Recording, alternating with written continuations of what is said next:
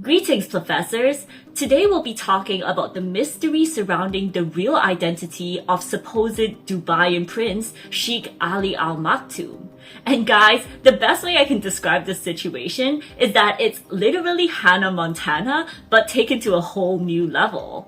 You see, this previously unknown prince has been all over the news here in Hong Kong recently after he signed important alliances with the Hong Kong government and pledged to invest $500 million into our city. But now, he's making headlines for a completely different reason. Because it has just been uncovered that less than a year ago, this very same Dubaian prince was in fact a rising pop star in the Philippines.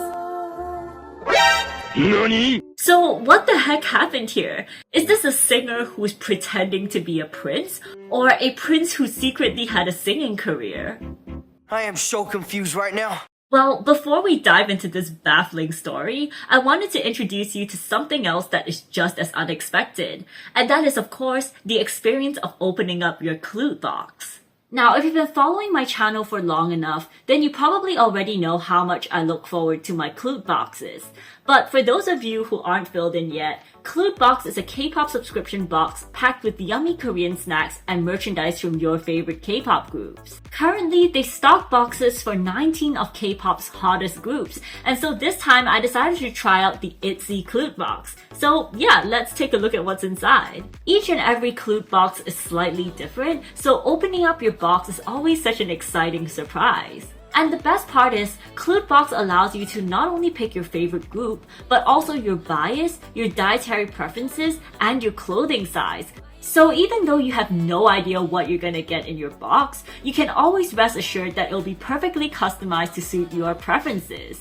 It's basically a surprise that cannot go wrong. And that is exactly why I recommend Clue Box. So be sure to check them out today, and don't forget to use code PLOOPY678 for 5% off.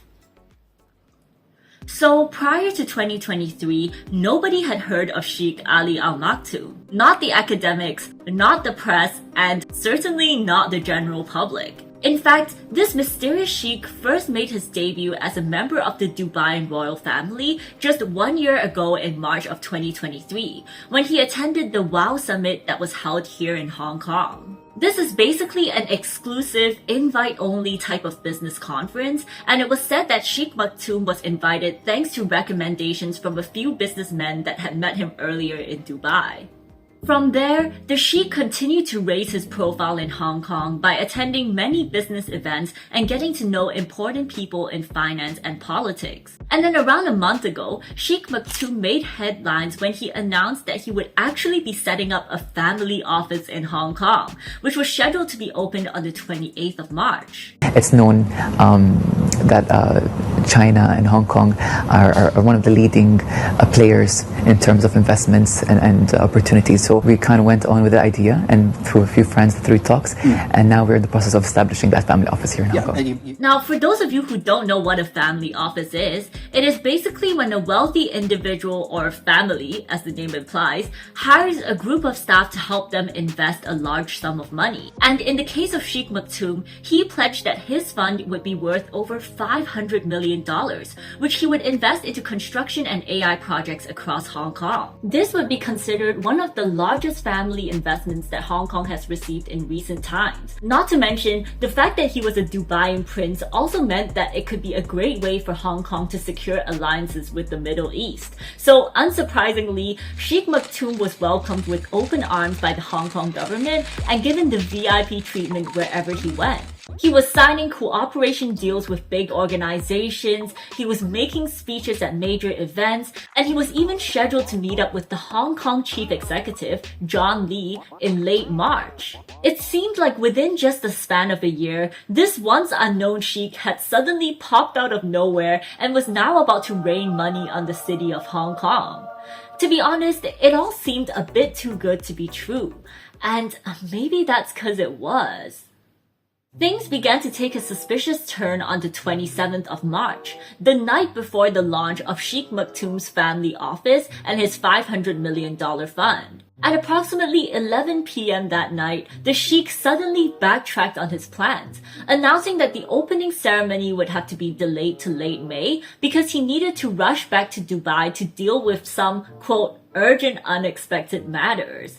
This obviously raised a lot of eyebrows, especially because the opening ceremony was supposed to be a high-profile event that included a lot of important businessmen and politicians. So to just cancel on everyone the night before seemed unprofessional to say the least. 我哋一般做普通生意啊，都唔會咁扭爆啊嘛，即係臨門嗰下先至話喂唔做啊咁樣，即係我同你約好做節目唔做啊咁樣，即係唔會咁樣啊嘛。即係你話一個皇室同一個政府話晒都，咁你搞到咁樣，唔係好合外交禮節啦。即係一般我哋以我哋嘅常識都覺得有啲問題咯。But as it turns out, this was just the tip of the iceberg when it came to all the mysterious circumstances surrounding this Dubaian prince. As people dug further, they discovered that many of the staff that worked under the Sheikh's family office also had very suspicious pasts. For example, it was found that the director of the office, William Tian, was a dodgy businessman with a long list of failed ventures, including a disastrous solar energy project in Arizona. Apparently, this solar energy project had failed because William Tian had hired a bunch of people to build this ambitious solar power plant when he didn't actually have the money to pay any of these workers, which obviously resulted in a ton of lawsuits and complaints. And you know, this story started to worry people because they were wondering if the same thing was happening again with Sheikh Maktoum's family office. What if he was backing out now because he didn't actually have the $500 million he promised? But surely a sheikh shouldn't have trouble securing $500 million, right? I mean, hello, he's literally a Dubaian prince. Except that too was being called into question. You see, with more and more photos of the sheikh being posted online, some people couldn't help but notice that he looked eerily similar to a pop star that had recently gone viral in the Philippines.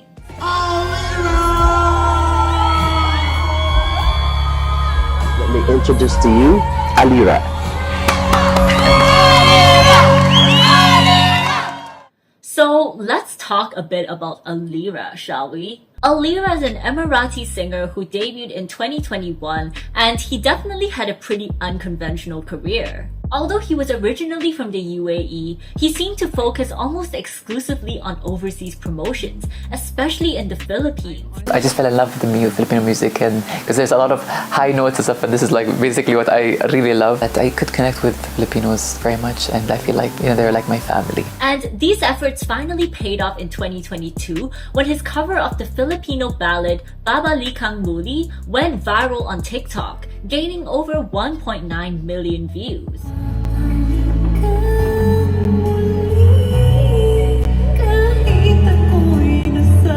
Many people were really impressed by not just his voice, but also his love for Filipino culture. In fact, my Filipino friends all say that he appears to be fluent in Tagalog. Lahat ng Global Pinoys, ako po si Alira, isang Emirati singer. Ako po ay buong pusong nagpapasalamat sa inyong walang sawang pagsuporta. Mahal ko po kayong lahat. So unsurprisingly, he managed to amass quite the fan base in the Philippines. And although I wouldn't really say he was like an A-list celebrity or anything, he was definitely a new rising star. He began appearing on TV, performing at concerts, and judging pageants, which I've heard is a huge thing in the Philippines. And he was even invited to sing at the Dubai World Expo alongside other Pinoy celebrities. It definitely seemed like his career was on the up and up, until he suddenly vanished off the face of the earth in mid-2023. Not only did his TikTok become inactive, his website and Instagram were also completely taken down. So where did Alira go?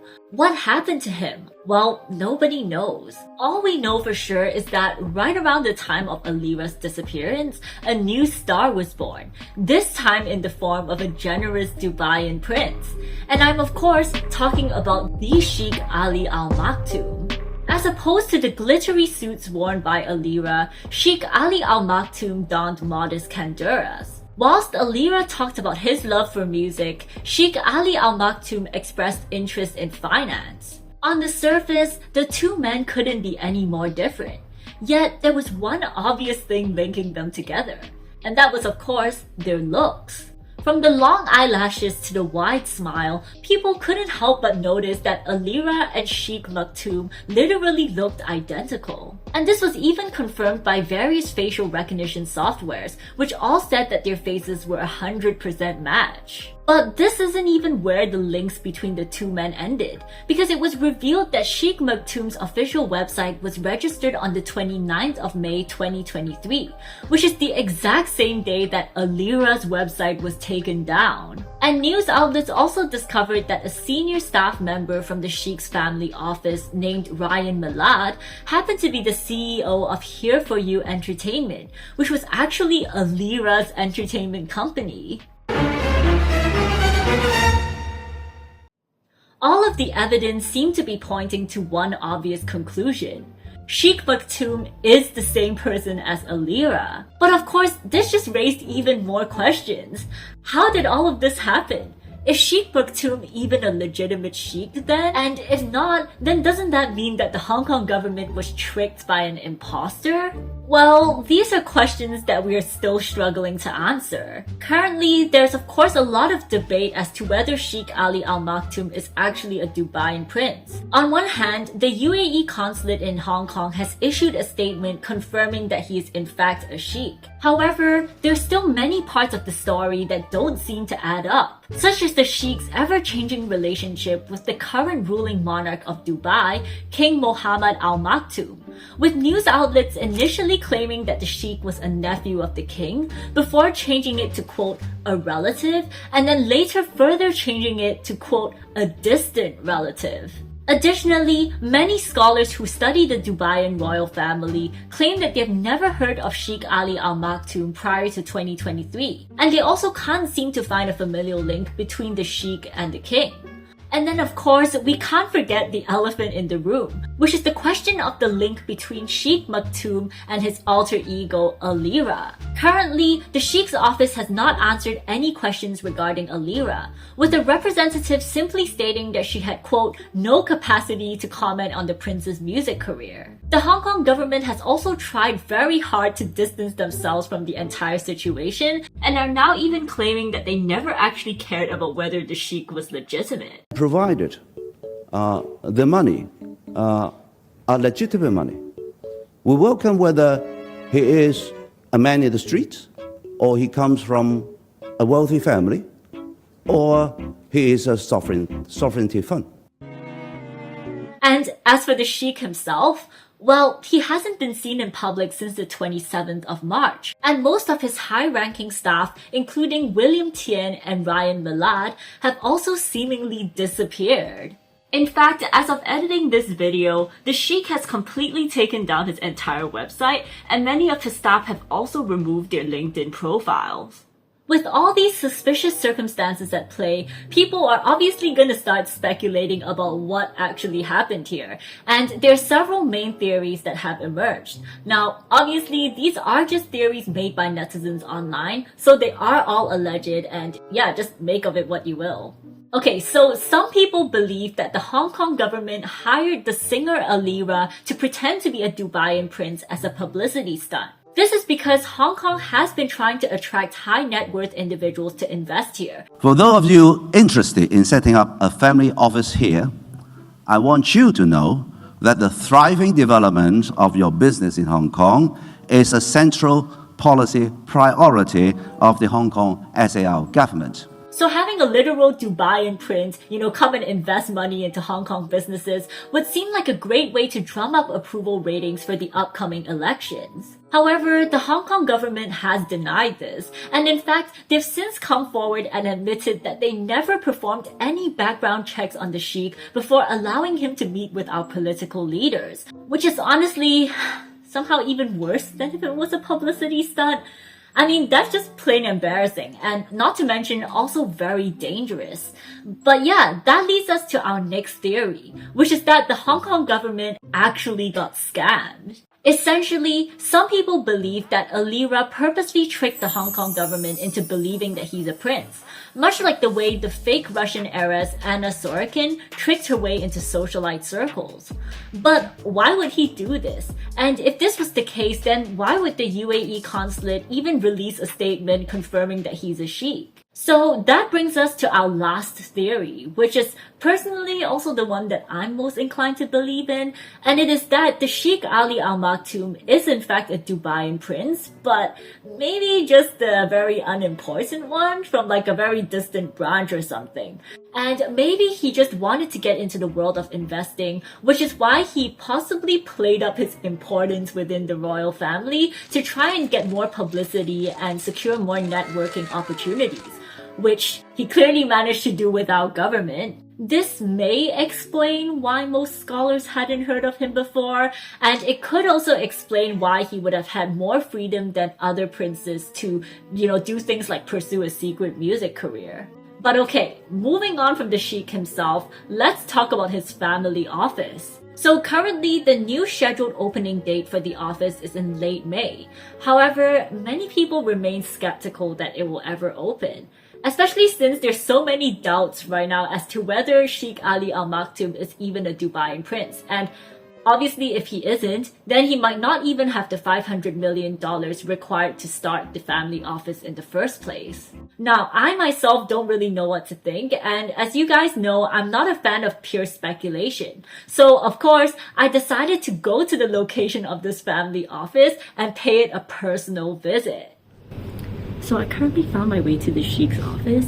As you can see, there's a plaque over there and it clearly says the Sheikh's name. So there is definitely an office here, but whether the funds actually arrive is a question that is yet to be answered. Alright, I better get the heck out of here before I get caught. I will say, the office was located in a pretty reputable commercial building. The lights were on and I even saw staff coming in and out of the premises. So the office is definitely operating and it hasn't been abandoned. Although, that being said, there was apparently a portrait of the Sheikh up on the wall last week, but when I went there, it seems to have been taken down. So, I mean, for all we know, maybe the staff are there to like clear out the office and make a run for it back to Dubai. But I guess we'll have to wait until May to really find out. Ultimately, this is still a developing story with more questions than answers, and I'm interested to know your theories.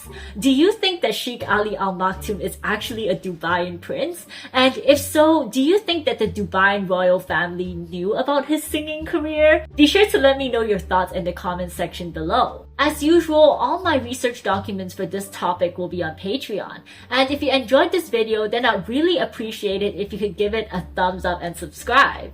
And I'll see you guys soon. Bye! Thank you for watching, and special thanks to my Patreon members for supporting my channel. If you'd like to watch reaction videos and other bonus content, then be sure to check that out on my Patreon.